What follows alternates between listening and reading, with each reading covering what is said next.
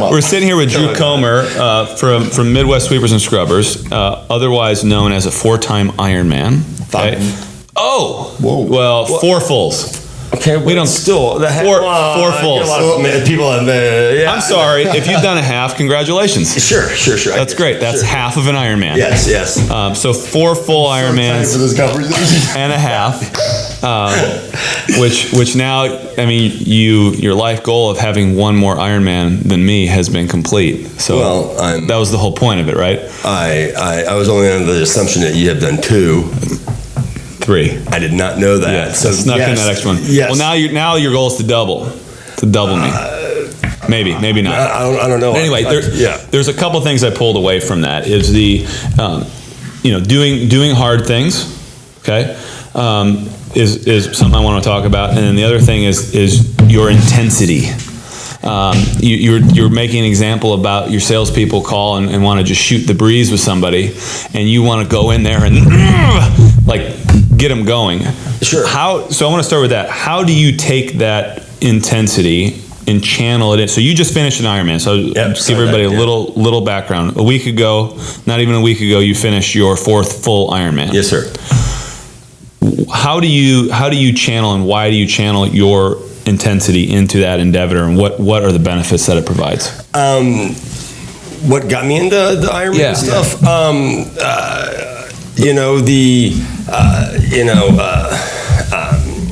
All the old footage you saw, like Mark Allen and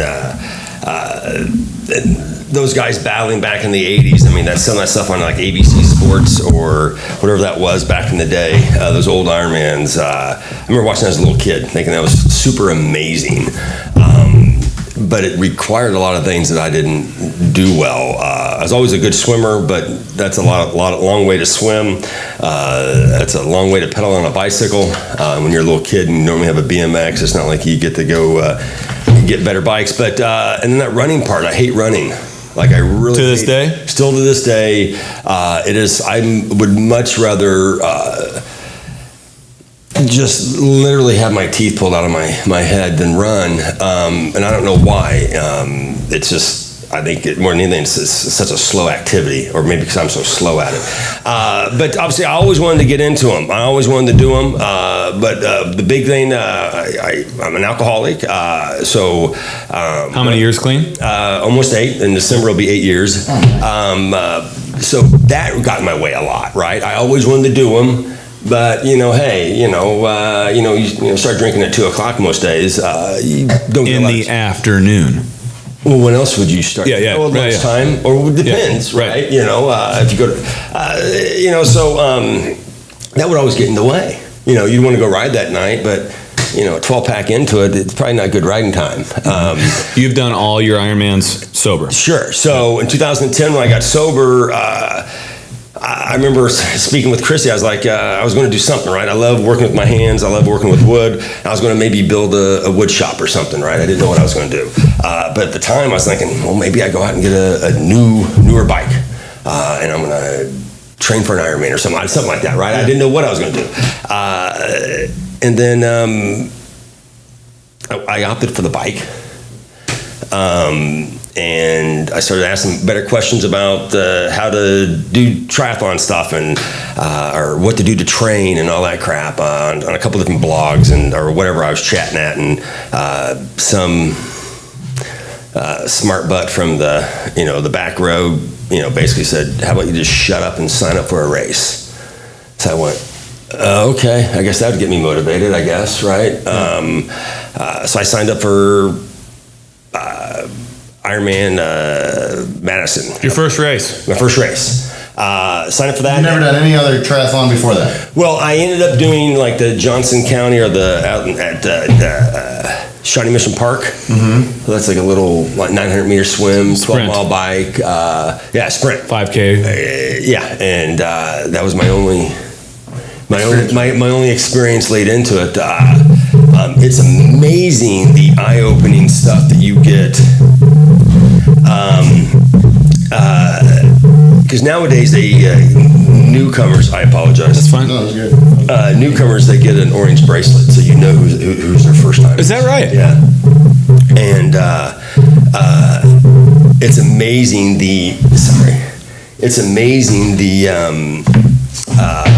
the amount of the difference between, because you can tell people just don't know what they're doing. They don't know what to do with their bags, and Sure. They don't know how to load up their bike with their goods and their water bottles. I didn't, right? I mean, there's so much going on, and there's so many people who are just, there's a lot of egos in there, right? I mean, there's a lot of volunteers to help, but the biggest egos that you might find in any sporting event. Most of the guys who are doing this, without sounding silly, it's kind of an expensive sport to be in. This trip just alone, kind of. So a lot of the guys who are doing it are either higher level management. I mean, they've been around long enough to be able to afford some of the crap that we think we need. Right. Most of the stuff we don't need. Right. I'm not fast enough for my bike, right? But I got a really nice bike. That bike is way beyond me. But you could buy a nice used car. Oh yeah. Right. I mean, I spent more money on bicycles probably in the last decade. I could buy a house. Yeah. Holy smokes. I mean, they're but it's kind of an arms race. Because somebody has the zip wheels, and then you start bike perving whenever when you're checking in and you're putting your $6,000 bike next to a $16,000 bike, right? Right? Yeah. You go, oh my God, well, what makes that $16,000? The two biggest drags on a bike, if you're seriously, doing everything correctly, your two biggest drags on a bike are your tires and your lid, your helmet. So spending buying a $6,000 bike and putting a $4,000 wheel set on it is not uncommon. Yeah.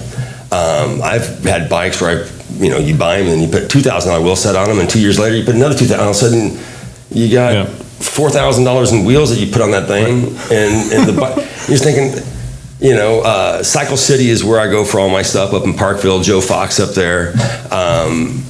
He used to have a sign. I'm sure it's still up there. It said your wife called and she said it was okay.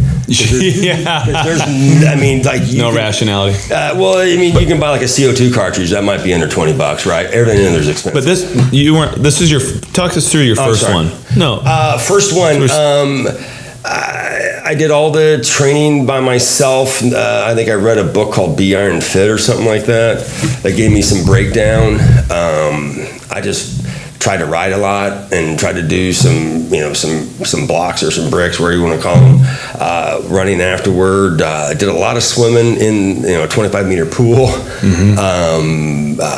Anything in the open water? I did a couple open water swims, but nothing to prepare me for wetsuit 2.4 miles with 3,000 other people. Trying to pull your head under? It's... trying to push you under all that? Well, it's just because you're swimming with 3,000 other people, and we're all not pros, so we all do this little zig, and it's just a body bash. It's just... it's funny, at least... As you go through the stroke, somebody's hand will land on top of your head, and your feet, your back...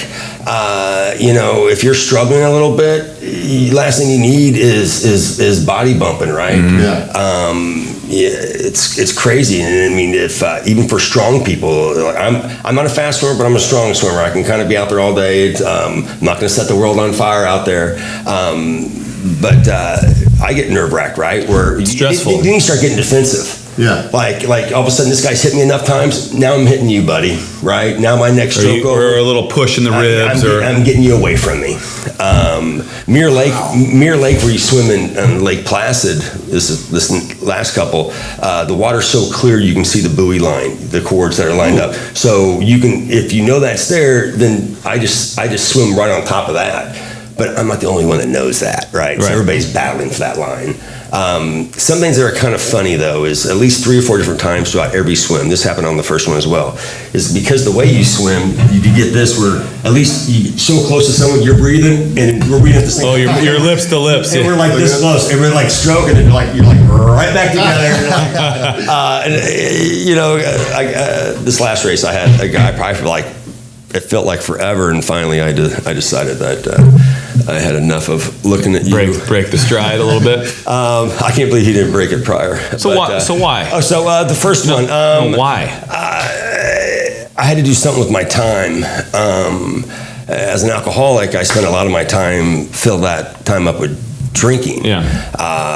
And doing whatever you do when you. I mean, honestly, were you looking for another addiction? Is that like maybe something to help replace? I do have a pretty bad more disease, but it's.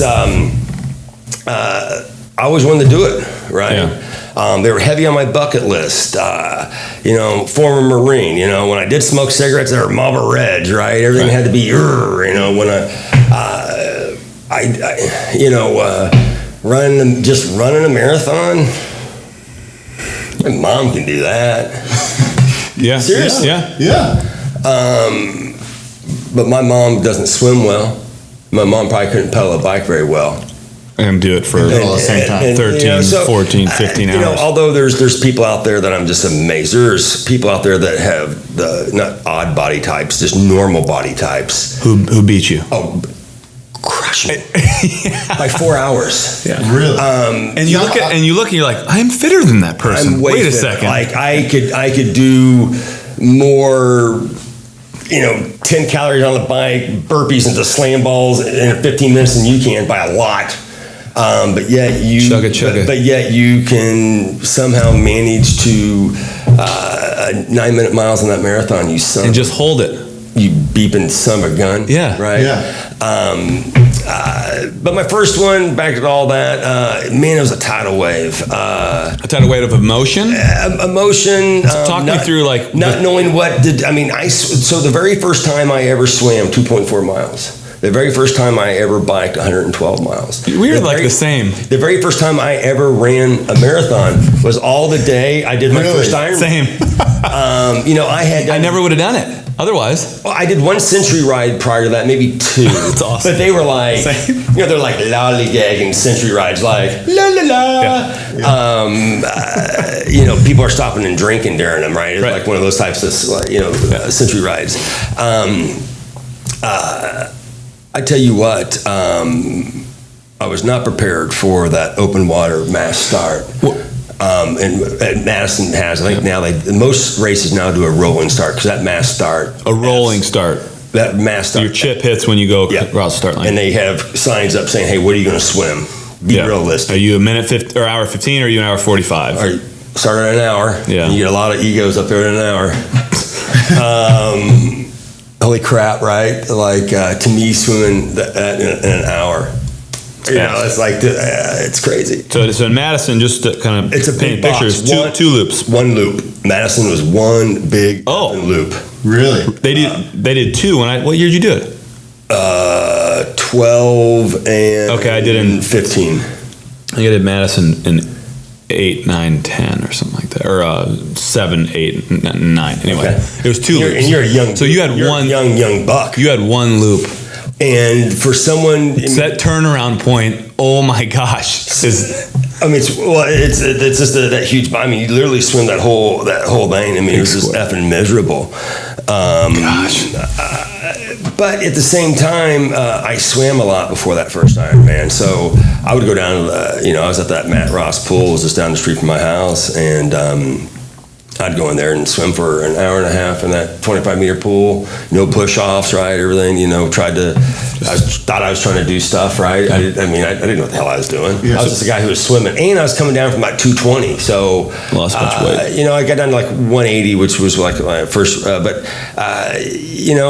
got comfortable on the bike. I knew I could do 100 miles on the bike, right? Mm-hmm. I knew was going to run some after the bike, and I did. And then I actually, you get to a point where you walk for so long, you talk to them for so long, right? Mm-hmm.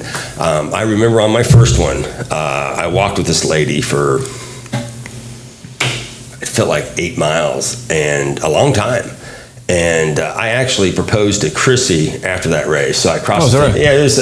So I had a ring with me, and so I'm telling this lady this story, and she's like my mom's age, and I'm like, wait a second. Here I am. I was 36, 37, whatever I was doing my first race, and here's someone who is almost 20 years my senior, about ready to have the same time as me, right? And not what everybody in the world thinks is some endurance athlete body style, right? You know, they all don't look amazing like Mr. Jeremy here. I remember I looked at her and I said, I'm sorry, but I'm not even really tired. I'm going to go ahead and jog the last couple miles here, right? I was like, no sweat. I mean, kit was all dry. I was just on a walk with some lady, you know, lights are off. They start giving me all these little glow things. sticks. Yeah, glow sticks. And I ran in, and I remember my dad came out. This is early on enough. Probably their phones didn't. The iron tracker stuff wasn't as good, and so they didn't know what to expect. They were just like, where in the hell is this guy, right? It's been hours. I mean, holy crap, how long does it take to make a loop? A long time. It's two 13.1 mile loops. So you do that, but you're starting to walk at 15, 16, 17, 18 minute mile paces. I mean, holy shnikey bombs. It takes 4 hours to do a loop. Did you ever think about quitting?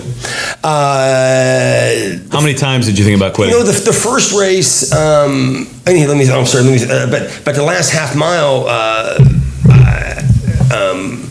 my dad came up for the first race, which was kind of cool. He calls me Andy, which is not okay, but it's okay for him. But it's an odd name.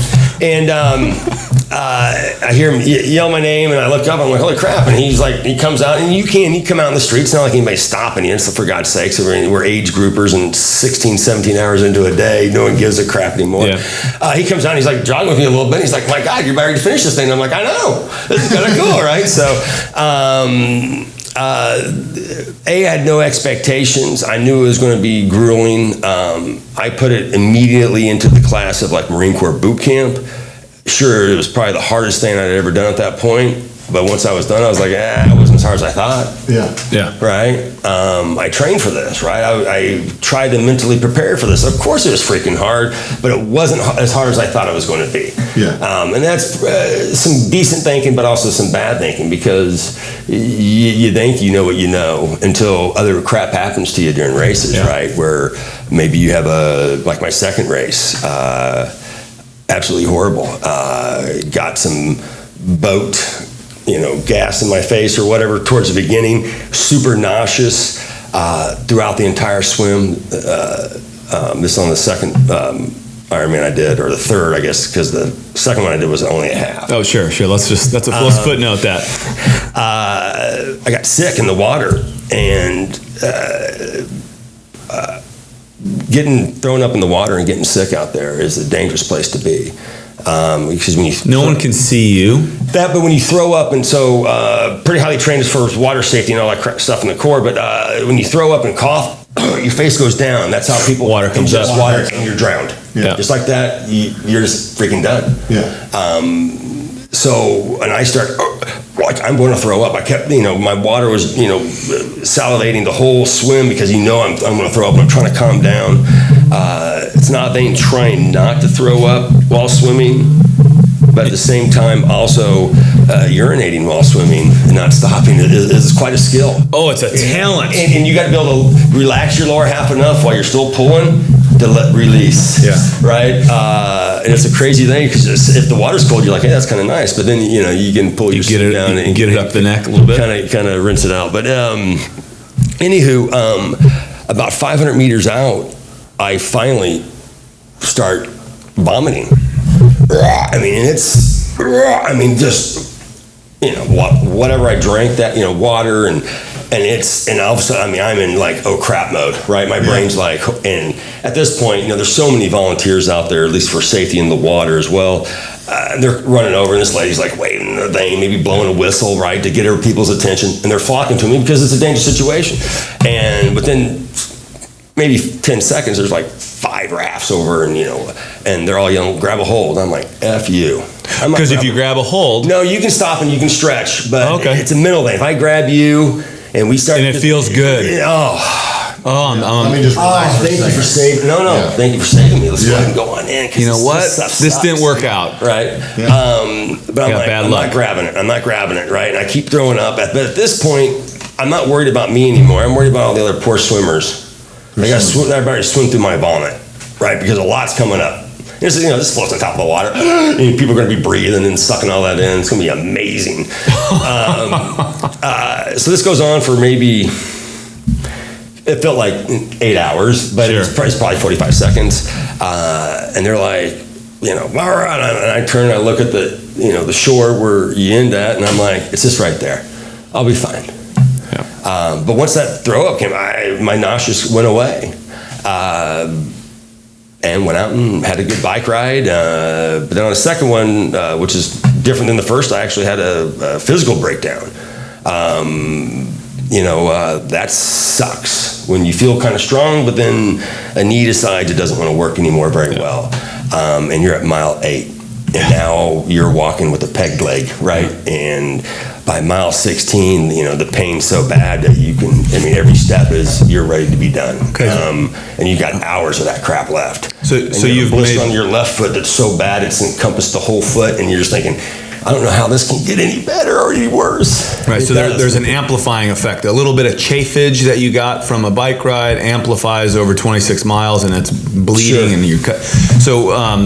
So there's inherent pain. Nobody finishes the thing unscathed. Everybody gets a little bad luck. Oh, you'd have stubs a toe, trips over a curb. Oh, yeah. Somebody kicks you. And we all race in the same conditions, right? You forget it. You drop a water bottle. You go without anything to drink for 5 miles. You run behind. Yeah. So how do you translate that into real life? What are your lessons learned throughout your so far Ironman career, and how do you approach like daily struggles? Something I used to do that I stopped doing, I guess about a year or so ago, is let myself kind of re-go again as far as not paying attention to my diet. Because after my first Ironman, I went from 180 to, I think, you were two. Well, I always get back in the twos. I'm trying to think when I hit the 240. I think that was I was trying to think of when I was.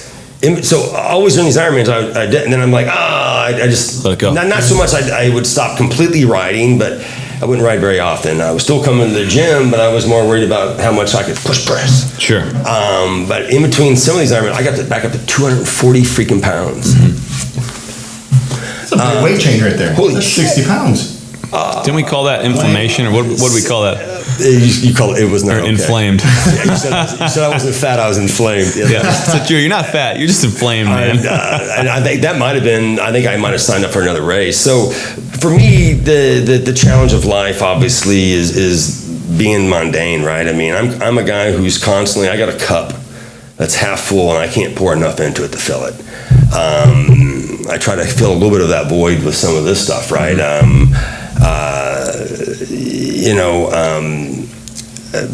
But because I have yo-yoed my weight so badly, and I would have a year, I'd sign up for a race and give myself 9 months, 10 months, 12 months. But I would have multiple things to fight. I'd have to get aerobically fit, but at the same time, I got to drop 40 freaking pounds. When I went from that 240 back down to 180 again, right? I was like, holy crap! You know how long it took to drop that weight? 60 pounds off me. I dropped that. I mean, you're buying 36-inch pants, and I'm just like, what are you doing, dude? But from last year to this year, what happened? Because what you guys have done here at the gym has been amazing as far as with the different types of workouts you guys have been allowing us to do, which. I think at first I thought it was silly. Like, why are we going to do a bunch of more aerobic stuff at a CrossFit gym? I want to slam barbells on the ground, and because that's neat, right? And I always want to be dinged up. I always want my right shoulder. You want to hurt all the time, right? But then as I start transition, I love those workouts and I love what they do for me. But I kept my weight down, kept with my diet.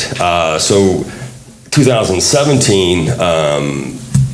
Ironman race I did at like 176 pounds, I think it was what I weighed in at. But then I maintained that weight throughout this last transition year. I think I did this race at 173, but last year at 176, I took off all my clothes. I weighed in my underwear amongst everybody because I was so excited about being 176. Yeah. This year, I had my phone in my pocket. I think I stepped on their shoes at 173, right? Lean. and lean. A lot leaner than you were last year. Yeah. And leaner. And I had, I don't drink soda, not because it probably doesn't taste good, probably think anymore nowadays. Occasionally I do have a root beer. I like get a root beer when we go to the movies occasionally, but I don't think that, anywho. It does keep me wanting to watch out for my nutrition and more than anything, because half of what I look like today or how I feel today, starts in the kitchen. I would say, obviously, is Yes. but I still do it. It's probably, I'd say, stretching and nutrition are my two suckiest things I do. Stretching and conditioning. It's easy to work hard. It's easy to work hard, but you're doing something. Easy to sweat. But to tell me to stop and then now properly stretch for 5 minutes afterward, Yeah. to you, right? The sales advice that you had is great, but no offense, but that's better. Well, sure, right? Better for your health, but the sales stuff might be better for your career. Sure. The ability to, I like knowing why. Sometimes I'm really good at being told what to do. Mm-hmm. A lot of people would not agree with that, but it's true.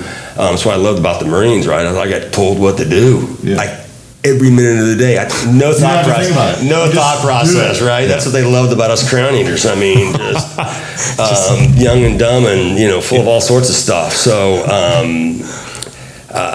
I like being told what to do. I would, but with my nutrition, like I said, through nutrition, some of that stuff I suck at it. I know I need to stretch more. I know I need to. The ice bath stuff is. I really, race was on Sunday, and I'll tell you what. Chrissy always laughs at me because I always say I will do will not do another. Well, after the last one, I was excited to do another, but the other two, I was like, I don't know if I'll do another one. On the first loop, so you do 2 loops on the run. Chrissy has been at the same spot for the last couple of races, the last couple of years, but it's a big hill you run up, and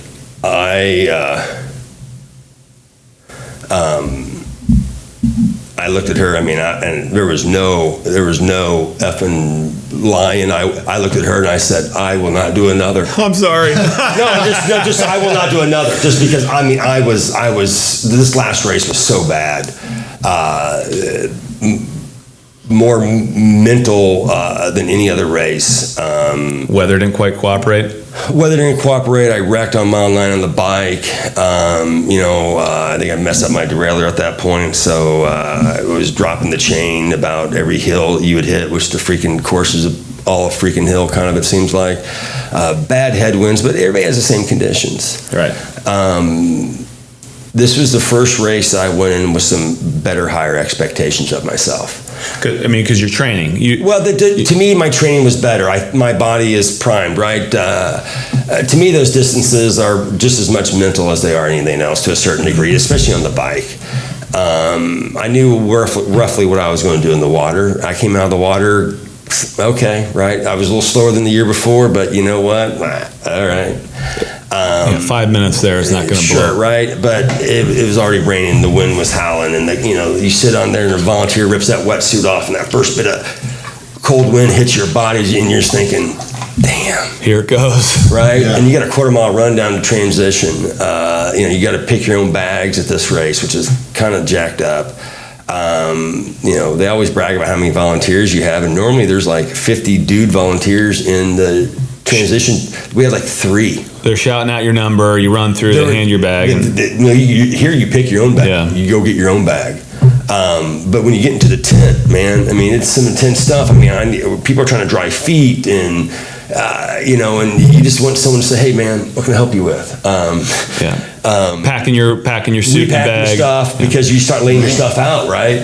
But when you lay a bunch of stuff out, the next guy can lay. I mean, they start packing the bag. If it could be, whose goggles are these? This bag. Yep. So, and I'm looking around. There's like 4 volunteers at this point in there, and there. I mean, I come in when a lot of people come in on the swim, because I'm not very fast. So that the tent is freaking full. And I think that the drama behind it is you are setting yourself up for the next 6 or 7 hours of your life. Yeah, I mean, so if you miss something, if you forget something, say you forget your sunglasses, bam. or I mean, it could make a huge difference. Sure, I mean, in the next 7 hours. And you're about ready to, and it's Lake Placid is a very challenging course. There's about 7,500 feet of climbing on the course. Wow. And they're long, grueling pedals. But what was crazy is that even though I wrecked on about 7, 8, or 9, whatever the hell I wrecked, I still felt good. Obviously, my goal was to do about 19 and a half average on the bike. Probably for the first 45 minutes, I was able to achieve that. Didn't feel like anything was going too crazy. But then at a certain point, everything was like I was pedaling through sand. And I couldn't shake it. Quads filled up. Everything was just like, dear God. Right, but once again, we're all pedaling through the same headwinds, right? Yeah. No, I mean, it wasn't like, only Drew had the rain, the hail, and headwinds, right? Everybody had that crap. I think I told you the other day, Jeremy. Normally, I start off the morning hungry, as you should, right? Because you don't want to be full from whatever crap you ate from the night before. But I wasn't able to shake that hunger even before the race. Spent the entire race with a growling tummy. And behind on calories. Well, but I do a big. Joe has always had me off as soon as I get out T1 or transition, when you go from the swimming to the bike. 2 throwaway bottles immediately on my bike with 500 calories per, and this Stanima release stuff. Yeah. They're thick, they're nasty, but hey, it's sustainable stuff, whatever. That settled me down, and normally that's when my tummy does. Okay, hey. Yeah. But so then after that, I mean, I couldn't get you're grabbing bananas and cliffs and bottles of water, and I maintain every aid station, which is 2 bottles of water and a half of a Gatorade, because it's so citrus. They always do citrus, which I don't understand because it F's me up. But I just always just pop about half of it and just get rid of it, because I'm trying to get some electrolytes or whatever the hell's in that stuff. And you move on to the next aid station, put your head down, get in your aero bars, and go. It was horrible. It was seriously, like pedaling through sand. And that's so about out of the water, let's call it an hour and a half.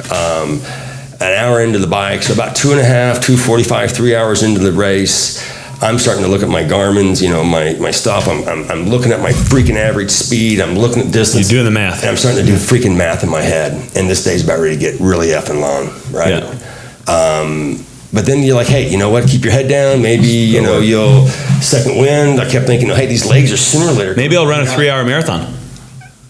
Sure. That would be amazing. On the bike, I'm like, man, my time's slipping here, but I could run a 3-hour marathon. But that's funny you say that, because when I got to this first loop of the bike, I realized I was probably going to be 6.5 to 7 hours on the bike, which was about. My goal was to come in right about 6, a little under 6, and I knew that was about to happen, but it was at the same time, it's so tough to try to start mentally preparing yourself that your first kind of goal sucked, and that you're clearly not where you thought you were going to be at this point. Right. Something's wrong, because I knew my legs were dead and they weren't coming back. I didn't know how that was going to transcribe into the run or turn over into the run. I didn't know what was going to happen with any of that. But like you said, my goal was still to do a 4:30 marathon, right? Got up. I mean, you're so ready to hand someone that effing bike, right? I mean, you never want a bike again. I mean, screw you, bike, right? Take it, keep it. My bike is still in its carrying bag in the garage, and it may stay there for another 3 months. It's my tri bike. I mean, it may stay there in that carrying case for a while. But you hand that off, and now you're just thinking, marathon time. right? You know, No big deal. It hurts to walk. How am I going to run right now? Well, and you're in cycling shoes if you're an amateur dude like me, and you're like, oh God, right? Like, I hate running. I'm already telling myself I hate running. Yeah. And I just had the worst bike of my career on an Ironman. Yeah. Right. Wow. And your legs are still filled. Well, they're still feeling like crap, but then as I get my you change socks, at least I do, put on the Dry running socks, shoes. Do you change shorts? No, I You keep on your same- Is Joe. there anybody in a tent? You don't stop in a tent? I know nothing. No, about You're just in a room you're with a bunch of and dudes. A lot of dudes are. You could. I mean, if I'm putting my shoes on, There's genitalia right you there. may undress to face that way and bend over, take off your socks, and you may have the brown eye pointing at you by some dude. You're like, hey, fella. We know each other a lot better now. Right now we do. We're buddies. So no one cares, right? No one cares. We're at that point. A bunch of savages. At that point, no one's measuring anything, right? You know what I'm saying? So it doesn't matter. Like, You're trying to put your socks on. right? Joe Fox always wants me to put on a fresh pair of shorts and a t-shirt and try to be as comfortable as possible on that marathon. And I'm always like, but I'm doing a triathlon, so I'm going to stay in a kit. I'm going to stay. You stay in it the whole way? Yeah, because I'm clearly there for the expedition of it, Yeah. right? So I'm going to stay looking like I'm doing a try, right? Yeah. At the end, I'm going to get my picture taken. I want to look like a guy who did a triathlon, Right. not a guy who ran a marathon and got his ass kicked. So you mentioned at mile 13 you weren't. So last question. Yeah. You said you're not going to do another one. No. I'll do it. I'm clearly that I can't. You were end on delirious? that. Well, no, I just can't end on that crap. And I knew it deep down I was going to change my mind, but I was also willing to let Christy say that sounds good, and I'd been like, it could help me out with a decision. Yeah. But no, when I got off and started running, I felt good. That's whatever you Relative good is, term. right? My legs weren't like all lethargic like they were on the bike. I did my best to pick them up and put them down. They have an aid station every mile. The only reason they can do that is because it's a loop and they share on the way back. It's not so much a loop, it's an out and a back. So it's easy, there's not like 26 aid stations. There's really only 13-ish or 10, whatever there is. Anywho, the first loop I ran, aid station to aid station, and I was just like, Got it. well, I just thought I was pulling back some of that time off that crappy ass bike. Yeah. But then all of a sudden I started, and I told myself that you don't need to worry about your splits until about mile 8 or 9. Don't even like start clock watching this early. It's not real yet. Nowhere near real. But then all of a sudden I'm looking at my watch and I'm like, why am I going so slow? Like, this should be faster than last year. Last year I did this 2-1, 2-1, 2. Ran for 2 minutes, walked for a minute, and stayed at that hard. And I was like 20 minutes slower on this one, running the whole day. And I'm just like, well, clearly I'm not running very fast. Yeah. Right? But so then you start doing this. Oh, well, I'm clearly not going to be able to keep this pace up even on the second loop, as slow as this crap is. And I knew there's going to be more walking on the second loop. So then, once again, here I am in the middle of this run. I mean, I shook off all the ill feelings. And then once again, about 5 minutes before I saw Chrissy going up this big hill, that's when the calculations started going. I'm like, what the hell's going on here? I'm like, now I got another, how many hours I got left? Yeah. Several So more. many more hours.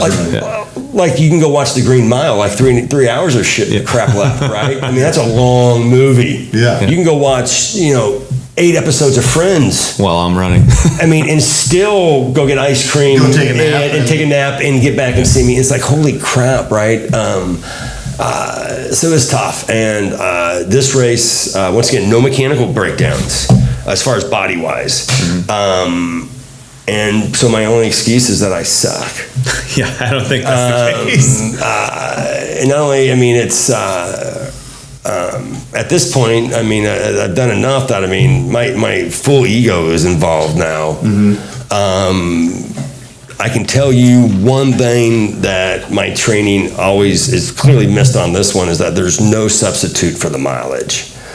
I got to become a guy. I'm never going to say, hey, guys, let's go run, like a fun thing to go do. But you need to do it. But no, I got to get better, more comfortable with the abilities to to me, most things I do in my life are past experience type, scenarios where, the only way I know that I can do that is to go do that. Mm-hmm. And then next time I go do it, I go, no problem, I got this. Before, right? Now, it's like golf, right? If I only go and play 4 rounds of golf a year and never hit 3,000 buckets of balls, I should not expect to get very good at golf. Mm-hmm. Not saying I don't ride and I don't run, but I don't probably run to the extent that I need to. Here's a funny thing.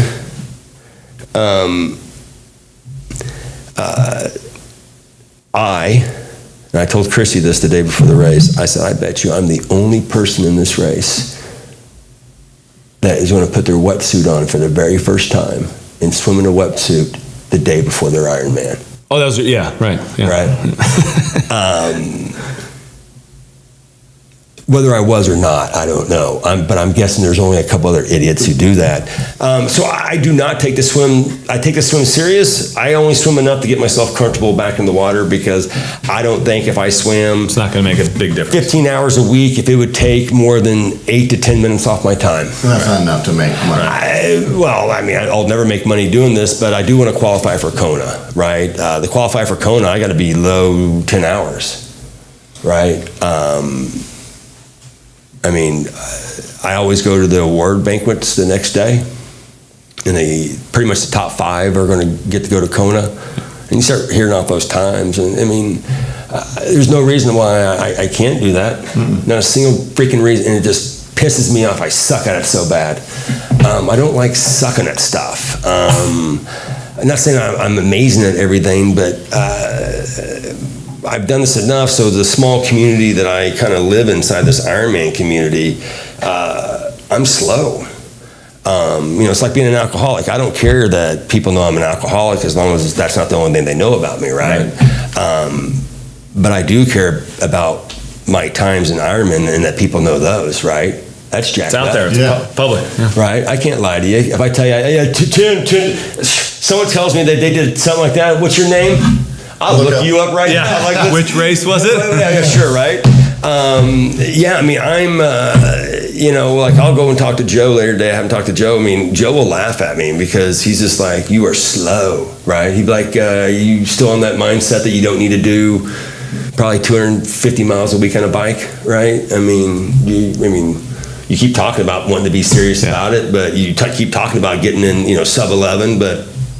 So I think part 2 to this is going to be, what are you doing to get fast? Not right now. Oh, that'll be part 2 of the podcast, because that's interesting to me from standpoint of how is your training going to change, and what are you going to add to your training? Is it mileage? Is it doing the right kind of interval work? Nutrition. Dialing in your nutrition further. What are you going to do to get fast? I think is going to be really interesting. But basically, thank you for sharing your story. I find it crazy. I don't remember one thing I really talked about. That's fine. It's great. To me, it's hard stuff, and it takes you to the limits of your exposure, and it broadens your exposure. Every time you go back and do one of these, you learn something new about yourself. Sure. And you tackle a challenge that you didn't foresee, and you overcome it.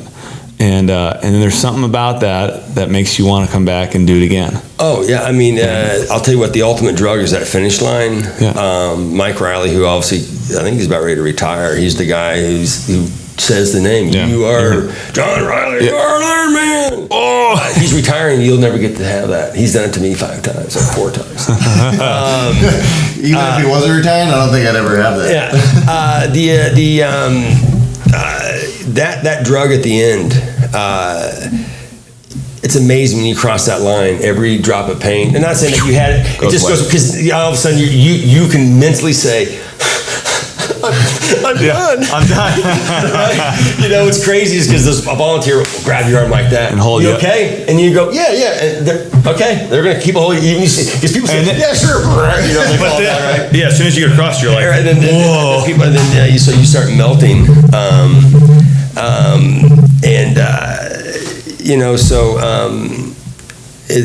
that right there, at the end, kind of just makes it all worth it.